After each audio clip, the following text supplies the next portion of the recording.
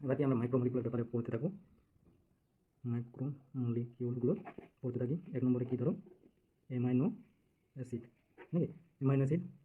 তাহলে amino acid সম্পর্কে আমরা একটু জানি যে ফার্স্ট অ্যামাইনো অ্যাসিড কী ছিল।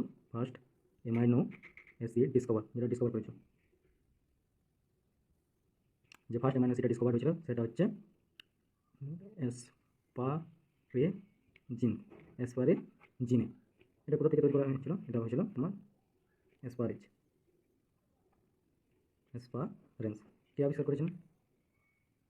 তোমার নিকোলাস ভ্যাকলিন।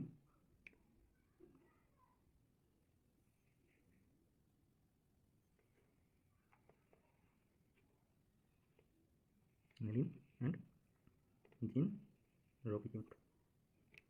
কত? 1806 খ্রিস্টাব্দ। কোথা থেকে? অ্যাসপারজেন্স থেকে। আর সেকেন্ড অ্যামাইনো অ্যাসিডটা কী করা হয়েছিল? সিস্টেম থেকে। ফ্রম কি? From urinary stone. এটা করেছিল। আর লাস্ট যেটা করেছিল, লাস্ট অ্যামাইনো অ্যাসিড, এটা কী ছিল? এটা ছিল তোমার থ্রিওনিন। থ্রিওনিন। তো কী হলো? ফার্স্ট অ্যামাইনো অ্যাসিডটা হয়েছে অ্যাসপারজিন, যেটা অ্যাসপারজিন থেকে নিকোলা বেকুলিন অ্যান্ড জেমস রবিন করেছেন। আর সেকেন্ড হচ্ছে systemic from unity sulphur containing amino acid. আর লাস্ট যেটা থ্রিওনিন, এটা হাইড্রোক্সিল কন্টেনিং অ্যামাইনো অ্যাসিড।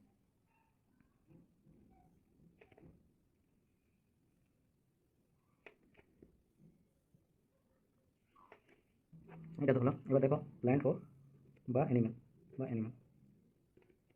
যেই হোক, যেটা তোমার ফার্স্ট অ্যামাইনো অ্যাসিড যেটা ফর্ম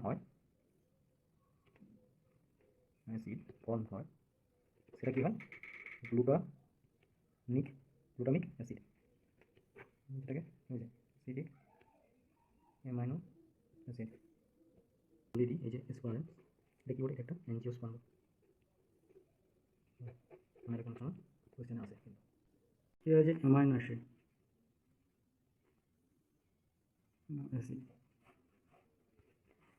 একে যদি আমরা ডিফাইন করি তাহলে কীভাবে কী করবো? লিখব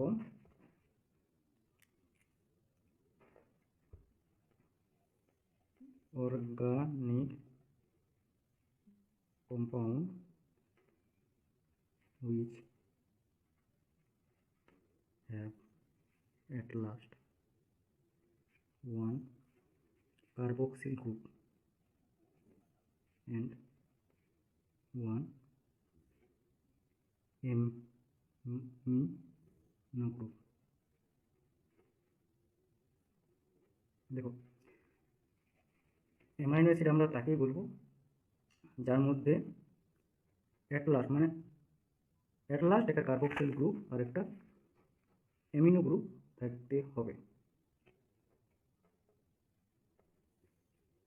কারণ এটার নাম হচ্ছে অ্যামাইনো অ্যাসিড। এই যে আমরা যদি এই নামটাকে ডিভাইড করি তাহলে কী হবে? অ্যামাইনো অ্যাসিড মানে একটা কী হবে? কার্বক্সিল গ্রুপ থাকতে হবে। কেমিস্ট্রিতে তো সবাই পড়েছি আমরা। আর অ্যামাইনো মানে NH2 একটা থাকবে। তো এই যে অ্যামাইনো অ্যাসিডের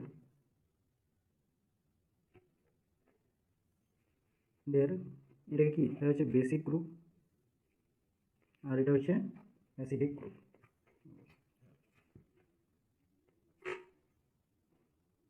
তো দেখো এটা যদি আমরা ফর্মুলা লিখি তো কি? কার্বন একটা, আর কার্বনের 4টা হাত থাকে নাকি? 4টা হাত। এইখানে তো অবশ্যই আমাদের CO উইচটা আসবে, আসি গেল। এবার দেখো এটা কী হবে? NH2 সবসময় লিখবে।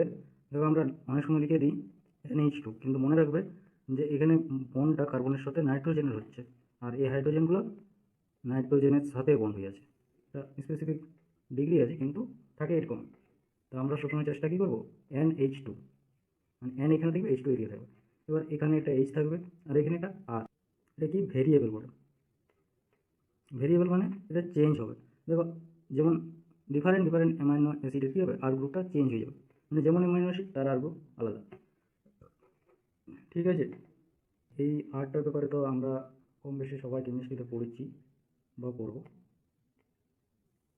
কি আর গ্রুপটা কী হতে পারে, যা কিছু হতে পারে, যেমন ধরো CH3ও হতে পারে, বা C2H5 হতে পারে, আবার অন্য কিছু হতে পারে, কার্বক্সিল গ্রুপও হতেই পারে।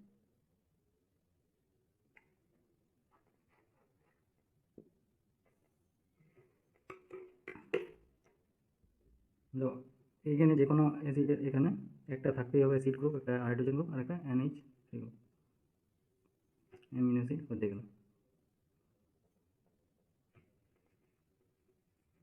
জিনিস হচ্ছে দেখো, all amino acid substrate methane. দেখো এখানে মিথেনের সাবস্টিটিউট তো, তো এখানে অবশ্য এই ডান্ডাটা আসবে না, কারণ আমরা সবাই জানি কার্বনের 4টাই হাত থাকে, আর 4টা হাতেই যদি হাইড্রোজেন থাকে তাহলে কী হবে, এটা মিথেন হয়ে যাবে। এবার সাবস্টিটিউট মানে হচ্ছে, দেখো মিথেনের যদি এখানে এই হাতটায় হাইড্রোজেনটাকে সরাই, আমরা COH দিয়ে দিই, আর এই হাতটাকে এইচটা সরাই NH2 দিয়ে দিই, তাহলে এটা কী হয়ে গেল, এটা এটা অ্যামাইনো অ্যাসিড হয়ে গেল। এবার এখানে আমরা আর যে কোনো দিতে পারি, তাই এটা সাবস্টিটিউট। দেখো এখানে যেটা এই কার্বনটাকে আমরা কি বলবো, এটা বলবো আলফা কার্বন। এটা আলফা কার্বন, কারণ কি দেখো এর সাথে দুটো আয়নাইজ মানে একটা COH আর একটা NH2 জুড়ে আছে। অ্যাকচুয়ালি এটা কি NH2 জুড়ে আছে, তাই এই কার্বনটা হবে আলফা কার্বন। আর বিটা কার্বন আছে, গামা কার্বন আছে, সেরকম অনেক কিছুই আছে কেমিস্ট্রিতে ভালো করে, মানে কেমিস্ট্রিতে অনেক বেশি পরিমাণে আছে, তো এখানে আমাদের অতটা জানার প্রয়োজন নেই। যেহেতু এখানে NH2 আছে, COH একসাথে জুড়ে আছে, তাই আমরা এটা বলবো আলফা কার্বন। আর তাহলে এই দেখো এখানে একটা অ্যামিনো গ্রুপ আছে আর একটা অ্যাসিড গ্রুপ আছে, তাহলে এখানে আমরা বলতেই পারি যেটা এটা আলফা অ্যামিনো অ্যাসিড অ্যাসিড বলতেই পারি। কিন্তু এখানে তোমার শুধু আলফা অ্যামিনো অ্যাসিড হয় না, বিটা অ্যামিনো অ্যাসিডও হয়, গামা অ্যামিনো অ্যাসিড হয়। এখানে দেখো যখন আলফা হবে তখন কী হবে, তখন একটা কার্বনের পর আরেকটা কার্বন থাকবে, সেখানে NH2 জুড়ে থাকবে COH এর মাঝে, এরকম করে থাকবে। গামার ক্ষেত্রে সেরকম আরও দুটো থাকবে, সেটাই তোমার কার্বনগুলো এরকমভাবে চেঞ্জ হয়। দেখো এখানে যে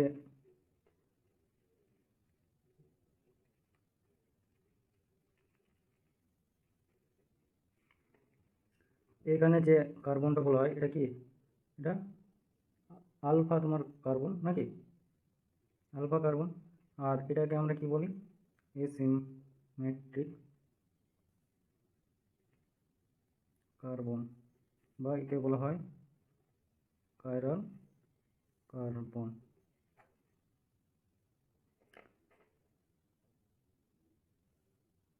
এখানে জিনিস হচ্ছে যে এই কাইরাল কার্বনটা কী কার্বন বলবো, মানে কী জিনিস, কাইরাল কার্বনের মানেটা কি।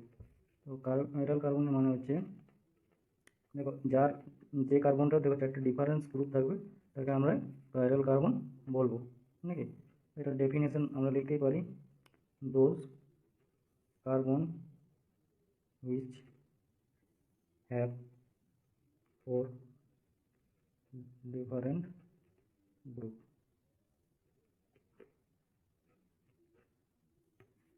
এবার দেখো আসিমেট্রিক কার্বন যেটা বুঝলাম, যেটা এটার অপোজিটে কেউ সিমেট্রিক না, তার জন্য আসিমেট্রিক কার্বন বা chiral carbon.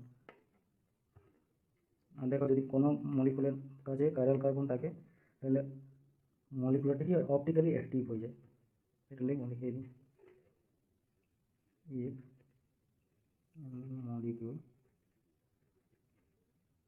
have chiral carbon, the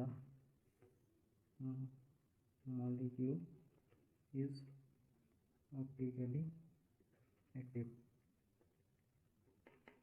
এবার এই জিনিসটা হচ্ছে যে অপটিক্যালি অ্যাক্টিভ থাকে, হ্যাঁ। তো দেখো এটা হচ্ছে, যদি আমরা কোনো প্রিজম নিই আর তাকে যদি আমরা ইউভি রশ্মি বা হোয়াইট কালার পাস করে, তাহলে কী হয়, তাহলে 7টা কালারে ভাগ হয়ে যায়। এবার তুমি এটাকে কোনোকে পোলারাইজের মধ্যে দিয়ে আমরা যদি পাস করেন দিই, তখন কী হয়ে যাবে, এটা পোলারাইজ হয়ে যাবে। এবার এই পোলারাইজটাকে কী করলাম আমরা কোনো মিডিয়ামের উপর দিয়ে পাস করালাম, যেখানে একটা কম্পাউন্ড রাখা আছে যেখানে কাইরাল কার্বনটা আছে।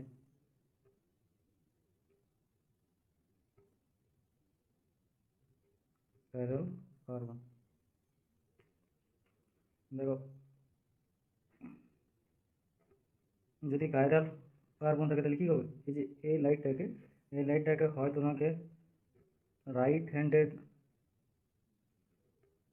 ইয়ে করো বা লেফট হ্যান্ডে।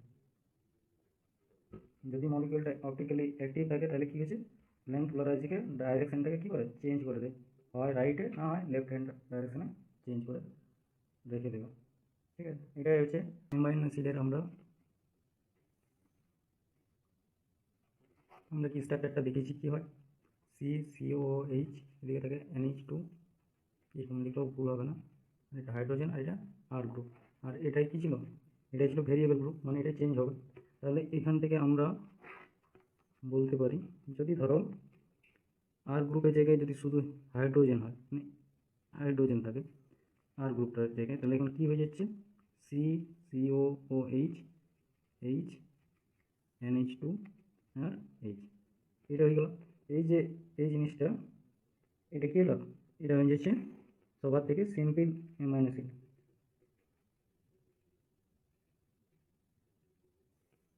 সিম্পল অ্যামাইনো অ্যাসিড, দেখো যেহেতু এখানে একটা H আছে তাই এটা কী হবে, এটা সবচেয়ে ছোট হবে,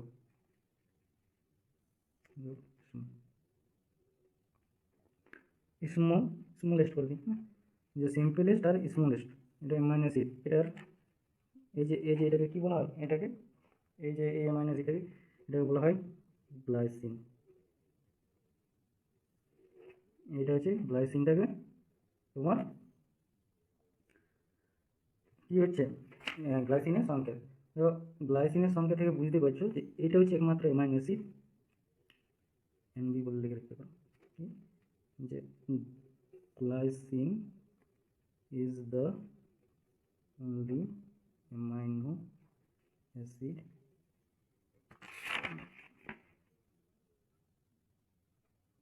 which is not which have an chiral carbon।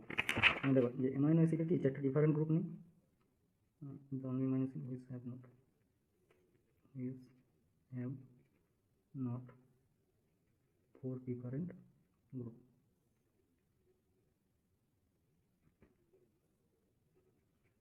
একটা ডিফারেন্ট গ্রুপ নেই, তার জন্য কি দেখো এটা তার জন্য এটা কী বলছিলাম কাইরাল কার্বনের ক্ষেত্রে, যে those carbon which have four different group, this is the chiral carbon বা আসিমেট্রিক কার্বন। কিন্তু গ্লিসারিন কাছে দেখো চারটা কিন্তু ডিফারেন্ট গ্রুপ নেই, দুটো হাইড্রোজেন আছে আর একটা কার্বক্সিল আর একটা তোমার অ্যামাইনো গ্রুপ আছে। তো এই জন্যে এটা কিন্তু কাইরাল কার্বন নয়, এই কার্বনটা কাইরাল কার্বন নয়। এখান থেকে কোশ্চেন আসতেই পারে যে হয়তো দিয়ে দিল চারটা অ্যামাইনো অ্যাসিড, সেখান থেকে বললো যে কোন অ্যামাইনো অ্যাসিডটা কাইরাল কার্বন নয়।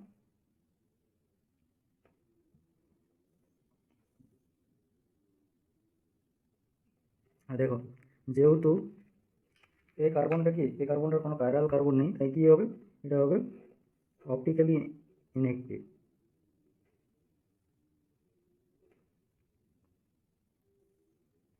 এটা কি অপটিক্যালি ইনঅ্যাক্টিভ, সেটা মনে রাখবে যে which amino acid is optically inactive, এটাও দিতেই পারে। এবার দেখো আমরা কী করছি, এই যে এটা COH, এটা তো থাকবেই, এইগুলো থাকবেই। এবার আমরা এখানে CH3 লাগে, তাহলে কি হয়ে যাচ্ছে, তাহলে দেখো হবে এই যে এটা হচ্ছে কার নাম, এটা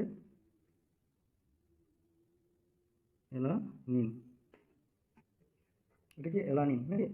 আর অ্যালানিনটা হচ্ছে যে সেকেন্ড সিম্পলেস্ট তোমার কি অ্যামাইনো অ্যাসিড, কারণ এটা শুধুমাত্র CH3 একটাই আছে।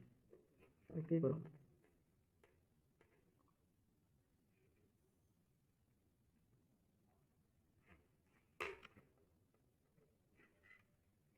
এটা তুমি সেকেন্ড স্মলেস্ট অ্যামাইনো অ্যাসিডও হয়ে যায়, তা যাচ্ছি না। দেখো এবার আমরা এই যে COH আর এদিকে NH2, এখানে যদি আমরা CH3 না CH2 হবে, সরি CH2OH, এটা যদি আমরা লাগাই দিই, অক্সিজেন দুটো হাতে একটা দুটো, এটা যদি আমরা লাগাই দিই তাহলে এটা কি হয়ে যাবে, এটা হয়ে যাবে সেরিন। আর এই যে এই জায়গায় আমরা এবার দেখো এইখানে এই যে আর এর পরিবর্তে আমরা যদি কি লাগাই CH2SH, নাকি মানে যেটা এরকম এখানে লাগানো সেরকমই যদি লাগাই দিই তাহলে এটা হয়ে যাবে সিস্টিনিন, সালফার কন্টেনিং অ্যামাইনো অ্যাসিড। যেহেতু এখানে S মানে কি, S মানে সালফার, নাকি সালফার, তাহলে এটা লিখতেই পারো sulphur containing amino acid. Sulphur containing amino acid হচ্ছে সিস্টিন।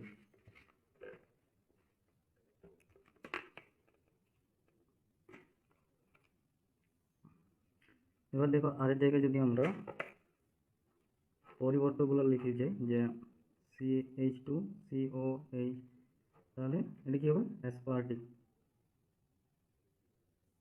অ্যাসিড। এবার ধরো CH3CH2COH, এটা যদি অ্যাড করে দিই তাহলে আমাদের হয়ে যাবে গ্লুটামিক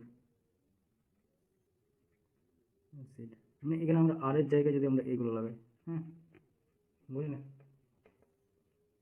অ্যাসপার্টিক অ্যাসিড বলতে হবে।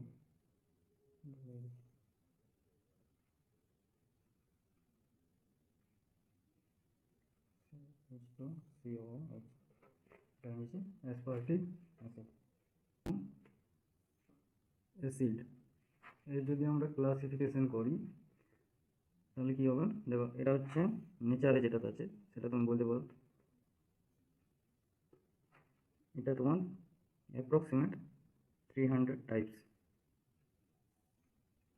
300 টাইপস তোমার কি আছে, অ্যামাইনো অ্যাসিড আছে। এবার এই নেচারের অ্যামাইনো অ্যাসিডটাকে যদি আমরা ডিভাইডেড করি, এটা কি হবে proteinogenic amino acid by standard.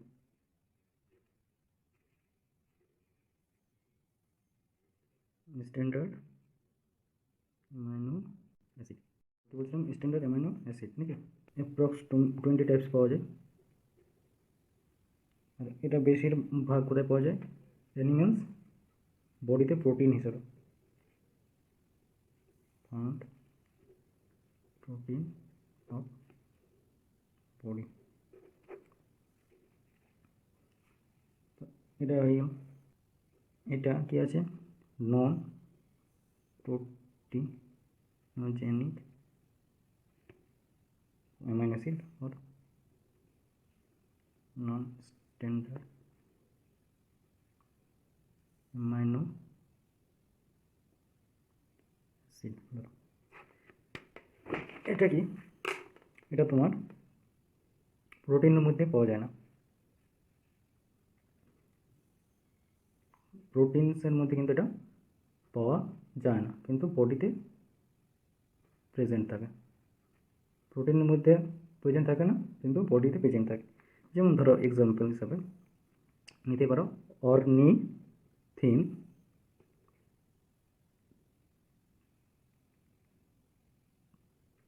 Citrulline,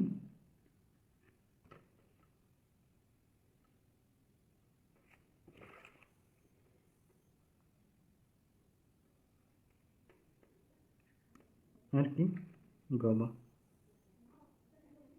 ornithine, citrulline আর গাবা। দেখো এটা প্রোটিনে পাওয়া যায় না কিন্তু বডিতে পাওয়া যায়, তো এটা কোথায় পাওয়া যায়, এটা পাওয়া যায় ইউরিয়া সাইকেল। ইউরিয়া সাইকেলে পাওয়া যায়। আর ইউরিয়া সাইকেল কোথায় হয়, লিভারে, লিভারে পাওয়া যায় নাকি। আর এটাকে কি, এটা অর্নিথিন সাইকেলও বলা হয়। আর অর্নিথিন সাইকেলকে কি বলা হয়, অর্নিথিন সাইকেল। আর অর্নিথিন সাইকেলকে আরেকটা নাম হচ্ছে ক্রেবস হ্যান লেট সাইকেল, নাকি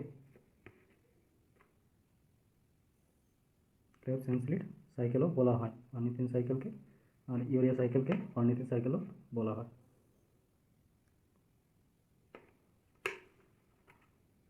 এবার এখানে দেখো আরেকটা আছে কি দেখাচ্ছি, রেয়ার অ্যামিনো অ্যাসিড।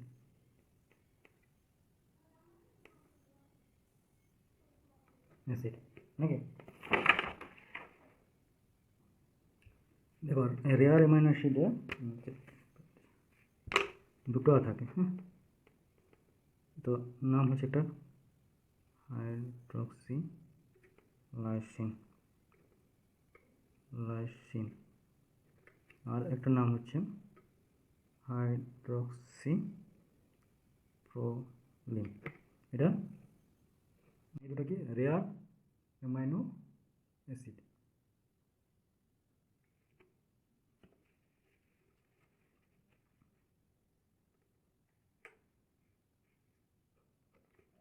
দেখো আমাদের বইয়ে মানে জায়গায় কোনো 22টা অ্যামাইনো অ্যাসিড থাকে, কিন্তু আমাদের শরীরের ভাইটাল হচ্ছে 20, এটা ভাইটাল অ্যামাইনো অ্যাসিড। আর এই যে হাইড্রক্সি লাইসিন আর হাইড্রক্সি পোলিন, এই যে এই অ্যামাইনো অ্যাসিড দুটো এটা কোলাজেন প্রোটিনে পাওয়া যায়।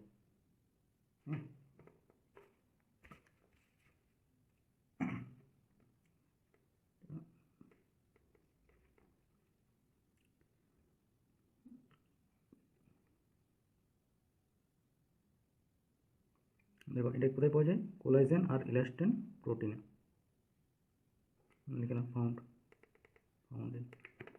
এবার দেখো যেটা বলতেছিলাম যে এই যে এই 20 টাইপস অফ অ্যামাইনো অ্যাসিডটা যেটা আমাদের বডির মানে প্রোটিনে পাওয়া যায় বডিতে, তো এই যে এই অ্যামাইনো অ্যাসিডগুলো কিন্তু এটা হচ্ছে এল ফর্ম অ্যামাইনো অ্যাসিড। আর এই যে গাবা, অরিথিন আর সিট্রুলিন এগুলো হচ্ছে টি ফর্ম অ্যামাইনো অ্যাসিড। তাহলে এটা হচ্ছে ডি ফর্ম অ্যামাইনো অ্যাসিড আর এটা হচ্ছে এল ফর্ম অ্যামাইনো অ্যাসিড। তাহলে এল ফর্ম অ্যামাইনো অ্যাসিড আর ডি ফর্ম অ্যামাইনো অ্যাসিডটা কি, দেখো যদি CCOOH আর এদিকে NH2টা, এটা যদি NH2 যদি লেফট সাইডে থাকে এটা এল ফর্ম, আর যদি NH2টা রাইট সাইডে থাকে মানে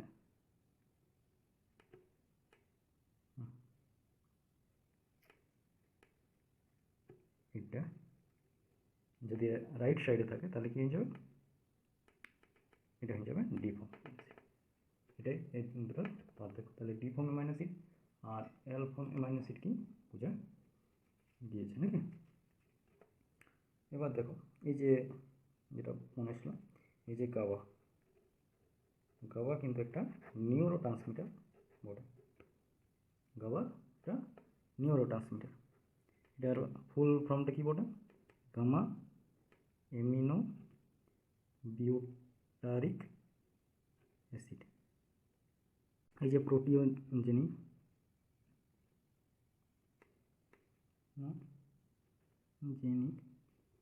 অ্যামাইনো অ্যাসিড, যেটা কত 20 টাইপস আছে আমাদের শরীরে নাকি। এটাকে আমরা দুটো ভাগে ভাগ করতে পারি, কি একটা এসেন্সিয়াল অ্যামাইনো অ্যাসিড আর একটা আবার নন এসেন্সিয়াল অ্যামিনো অ্যাসিড।